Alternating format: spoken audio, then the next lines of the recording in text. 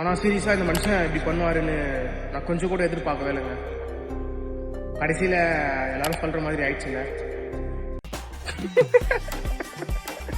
ஐயோ ஐயோ யாரையா நீங்களா, உள்ள என்னையா பிரச்சனை? நேத்து விஜய் அண்ணாவும் அங்க திஷாவும் ஒரு ஃபங்க்ஷன் ஒன்று போயிருக்காங்க.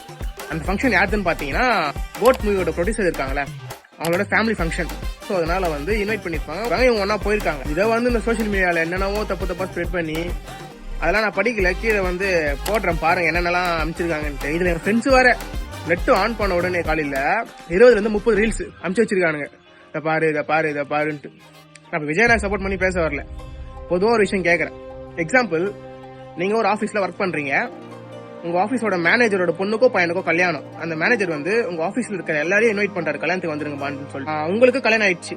பட் ஆனா உங்களுக்கு ஆபீஸ்ல ஒரு ஃப்ரெண்ட் இருக்காங்க, மேல் ஃப்ரெண்டோ இல்ல ஃபீமேல் ஃப்ரெண்டோ ஒருத்தர் இருக்காங்க. நீங்க அந்த ஃபங்க்ஷனுக்கு உங்க ஆபீஸ்ல இருக்கிற ஃப்ரெண்டோட போறீங்க, பொண்ணோ பையனோ யாருக்கூடயோ போறீங்க. ஆனா உங்களுக்கு கல்யாணம் ஆயிடுச்சு.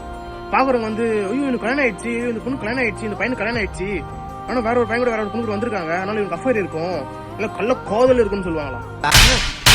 நீ கேட்ட ஒவ்வொரு கேள்வி என்ன செருப்பால் அடிச்ச மாதிரி இருக்குடா. அப்படி உங்களுக்கு சொன்னா அது உங்க காதல வந்துச்சுன்னா நீங்க சிரிச்சுக்கிட்டே ஆமா அப்படின்னு சொல்லுவீங்களா? அப்ப சொல்ல மாட்டீங்க, ஃப்ரெண்டா தான் போனோம், ஃப்ரெண்டா தான் இருந்தோன்ட்டு.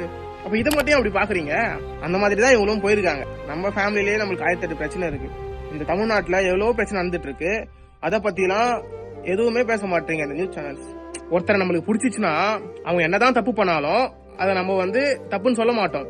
ஆனா ஒருத்தரை பிடிக்கலன்னு வச்சுக்கோங்களேன், அவங்க என்னதான் நல்லது பண்ணாலும் அது நம்மளுக்கு தப்பா தான் தெரியும். நான் ஏதாச்சும் தப்பா பேசியிருந்தா நான் மன்னிச்சிருங்கப்பா. நம்ம குடும்பத்துல 1008 பிரச்சனை இருக்குங்க. முதல்ல நம்ம அதை சரி பண்ணுவோம், அதுக்கப்புறம் மத்தவங்களுக்கு பார்க்கலாம். சரிங்களா?